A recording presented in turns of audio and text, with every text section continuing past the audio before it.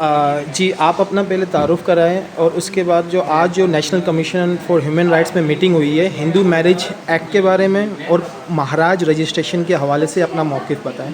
मेरा नाम मधुमाला है, मैं हिंदू कम्युनिटी से ताल्लुक़ रखती हूँ। आज का जो सेशन हुआ है सिंध हिंदू मैरिज एक्ट 2018 का, जिसमें बहुत ही अच्छे तरीके से ये इवन कि मुझे भी इतना डिटेल में नहीं पता था। यहाँ के सेशन से आज हमें पता चला है कि इसमें कितने सारे बेनिफिट्स हैं जो कि ख़वातीन के लिए बहुत ज़्यादा बेहतर है।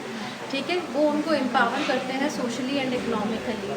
हमारे यहाँ चूँकि पहले मैरिज रजिस्ट्रेशन नहीं हुआ करता था और कोई लॉ नहीं बना हुआ था, जब लॉ नहीं बना हुआ था मैं तब की बात कर रही हूँ, शादियाँ हो जाती हैं, सेपरेशंस हो जाते हैं, लेकिन बाय कोर्ट और बाय लॉ सेपरेशन नहीं होते हैं, जिसकी वजह से कोई अदर बेनिफिट, चाहे फाइनेंशियल बेनिफिट हो, चाहे सिक्योरिटी, कुछ भी अमाउंट के अलाइंस हो, वो कुछ भी नहीं मिल पाता या बन पाता। पर इस एक्ट से अब ये एक फ़ायदा हमें बहुत अच्छे तरीके से हो गया है कि भाई जो भी मैरिजेस होंगी वो रजिस्टर होंगी, ठीक है। उसमें अर्ली चाइल्डहुड मैरिज को भी हम समहाउ टैकल कर लेंगे, इस इशू को भी। और दूसरा एक जो फोर्स कन्वर्जन का इशू होता है, ज़्यादातर हमें माइनॉरिटीज़ में देखने को मिलता है, उसको भी स्पीड ब्रेक मिलेगा। मतलब वो भी एक तरीके से टैकल हो सकेगा, क्योंकि शादी के ऊपर शादी नहीं हो सकती। मुस्लिम लॉ के मुताबिक भी ये जायज़ नहीं है, और इस मैरिज एक्ट के मुताबिक अब यहाँ पे भी इस चीज़ में बहुत बेहतरी नज़र आएगी।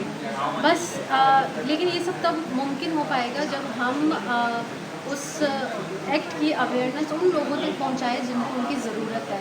बहुत सारे हमारे ऐसे माशरे में लोग हैं जो पढ़े लिखे नहीं हैं, वो इतने बाशऊर नहीं हैं, तो वो बेचारे कुछ कह ही नहीं पाते। वो टैबूज़ में फंस जाते हैं कि लोग क्या कहेंगे, माशरा क्या कहेगा, पंचायत क्या कहेगी, पंचायत निकाल देगी अगर हमने सेपरेट किया। औरतें पिटती रहती हैं चुपचाप से, जुल्म सहती रहती हैं, तो ये चीज़ इसमें टैकल हो सकती है। और दूसरा जो पंडित रजिस्ट्रेशन है वो एक बहुत अच्छी बात है।